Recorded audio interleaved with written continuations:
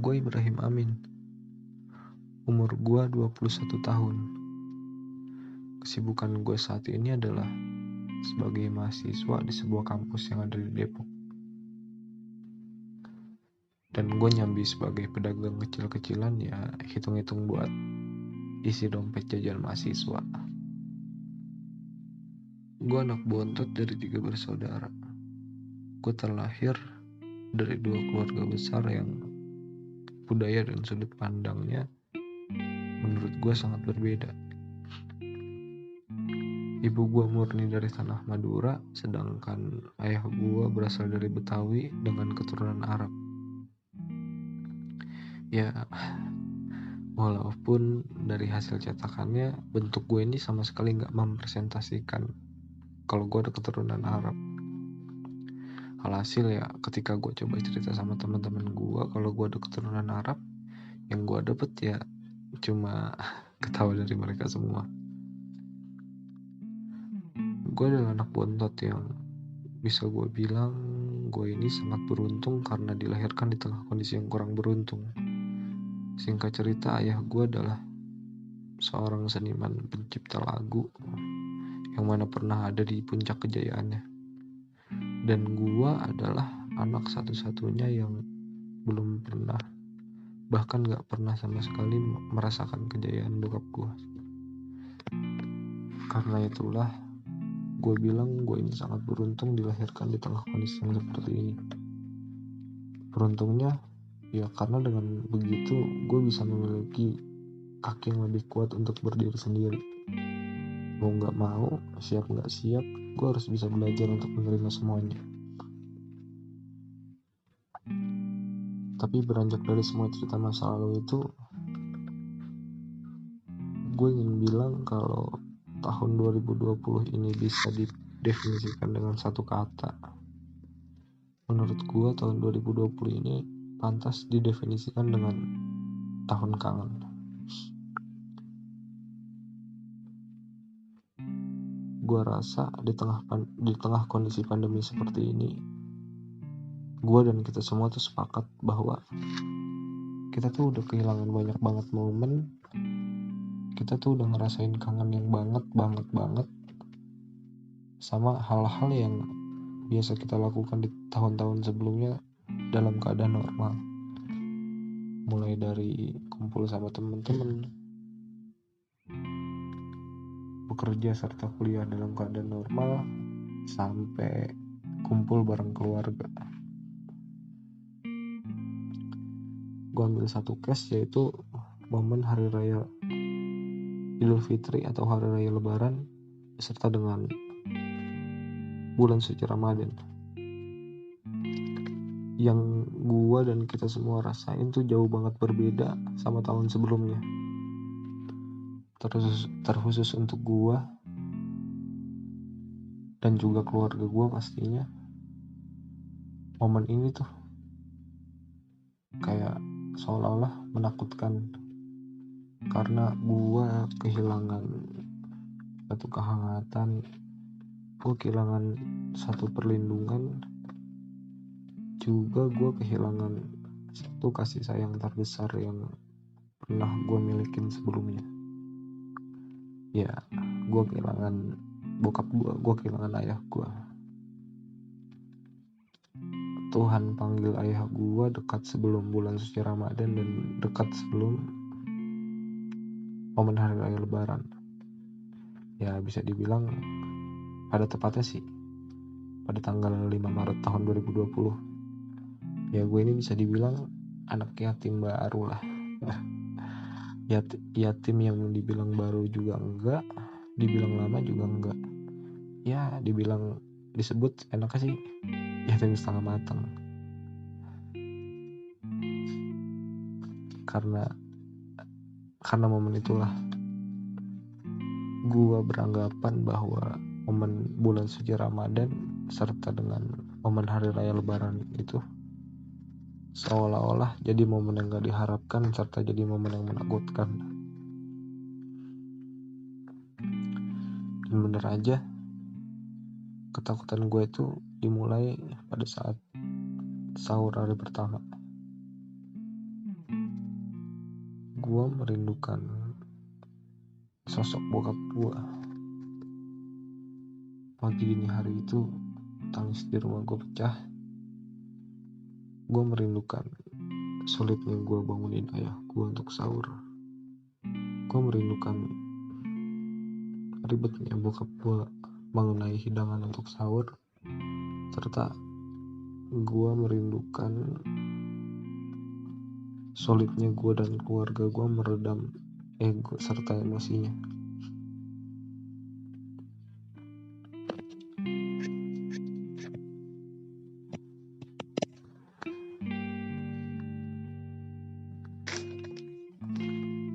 Gue cuma mau bilang kalau semesta itu gak akan pernah mau tahu sesedih apapun keadaan lo saat ini. Semesta itu gak akan pernah mau peduli sehancur apapun kondisi lo saat ini. Dan semesta itu gak akan pernah mau kasih lo toleransi untuk sekedar bernafas guna menghadapi hari selanjutnya. Yang semesta tahu, ya kehidupan harus terus berjalan. Dan bener aja, belum juga kesedihan gue itu selesai, datang lagi sebuah mimpi buruk yang seolah-olah tuh harus gue selesain, harus gue hadepin, yaitu momen hari raya lebaran. Saat malam takbiran tiba, sisi rumah gue hening, seolah-olah tuh besok gak ada apa-apa. Dan saat ayam mulai berkokok yang menandakan pagi udah tiba, mimpi buruk itu dimulai. Seolah-olah gue harus memakai topeng. Gue berusaha memakai topeng untuk pura-pura bahagia atas hikmatnya hari raya lebaran ini. Sampai di satu titik gue rasa gue udah gak kuat untuk memakai topeng ini. Sesaat setelah sholat Id selesai, gue mulai lihat orang-orang berdatangan ke rumah gue dengan anggota keluarganya yang lengkap serta dipimpin dengan sesosok laki-laki tua yang kuat bernama ayah. Sesaat itu seketika gue langsung lari masuk ke dalam kamar. Tangis gue pecah. Begitupun keadaan di luar kamar gue. Gue cuma gak mau ibu gue ngelihat anak bontotnya ini nangis di depan dia. Karena gue tahu kakak-kakak gue udah gak bisa memendung tangisnya di depan ibu gue.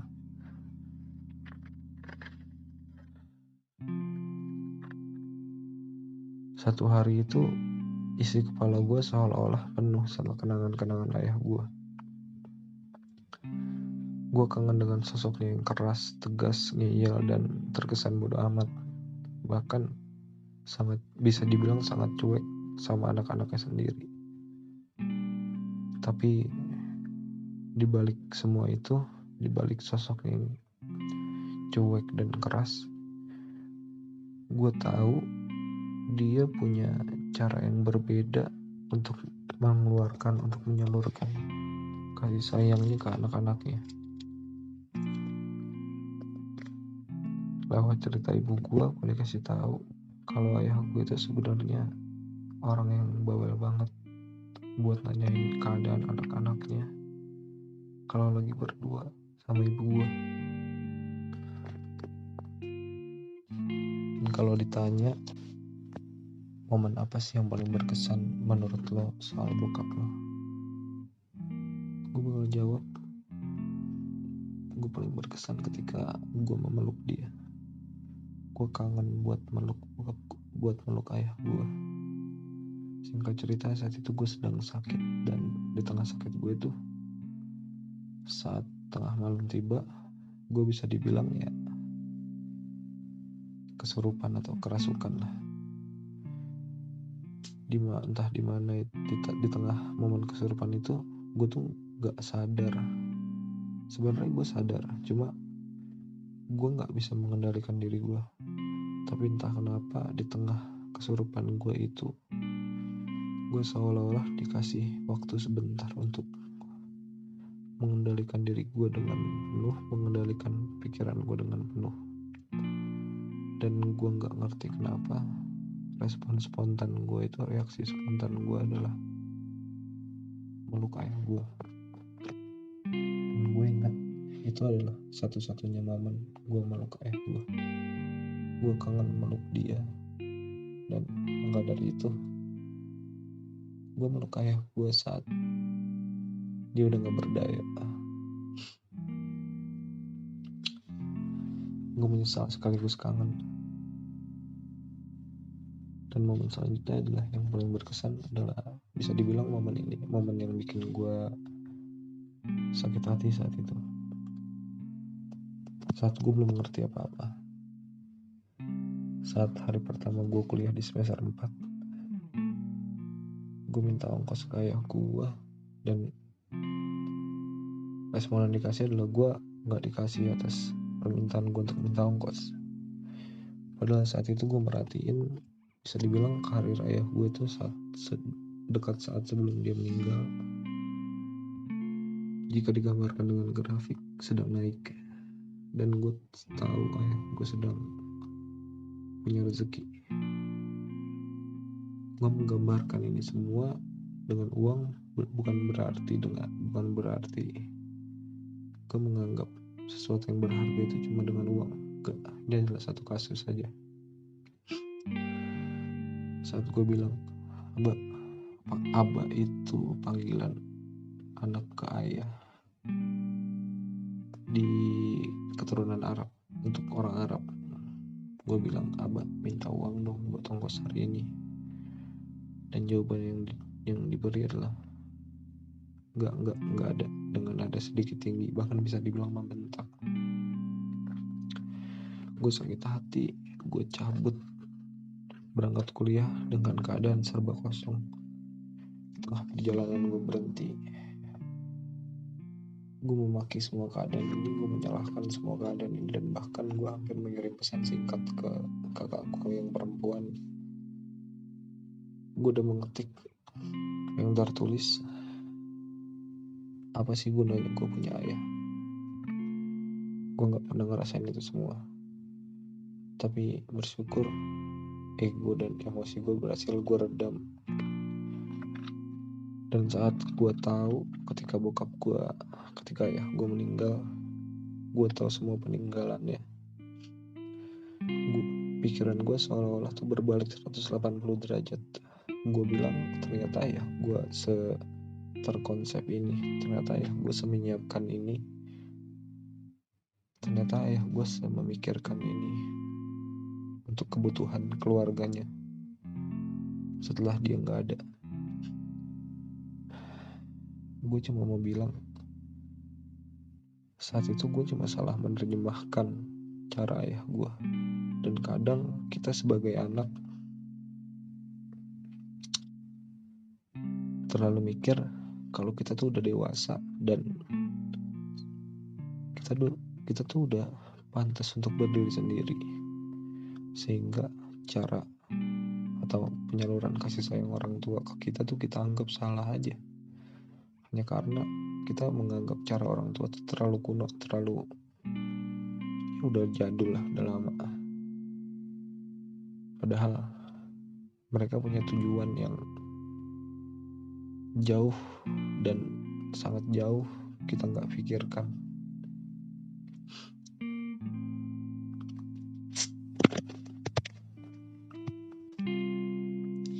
Mungkin kalimat ini terdengar klasik, kayak kalimat berbakti lu sama orang tua mumpung dia masih ada. Kalau nanti dia udah gak ada tuh, lu bakal nyesel. Dan menurut gue saat itu alah klasik, itu basi. Gue nggak pernah ngerasain itu, gue nggak pernah merasa dinaungi, gue nggak pernah merasa dicukupi sebagai anak oleh orang tuanya. Dan bener aja, seolah-olah kalimat yang keluar dari mulut gue tadi tuh seakan-akan menonjok, seakan-akan menampar gue sendiri saat ayah gue udah gak ada. Dan gue berpikir saat itu, dengan ayah gue punya 3 anak, yang dimana anak termudanya seumur adalah gue yang berumur 20 tahun, hampir 21 tahun saat itu. Kayaknya kalau kapal keluarga ini gak ada nahkoda seorang ayah gue, kayaknya bakal baik-baik aja deh. Gue mikir saat itu kayaknya emang peran nahkoda yang dipegang oleh ayah gue saat itu udah waktunya harus diganti. Dan baru aja sehari gue ditinggal ayah gue ngerasa kapal keluarga gue ini seakan-akan goyang, seakan-akan oleng. Dan terkadang tuh benernya kita bener-bener bakal merasa kehilangan seseorang ketika orang itu udah bener-bener gak ada.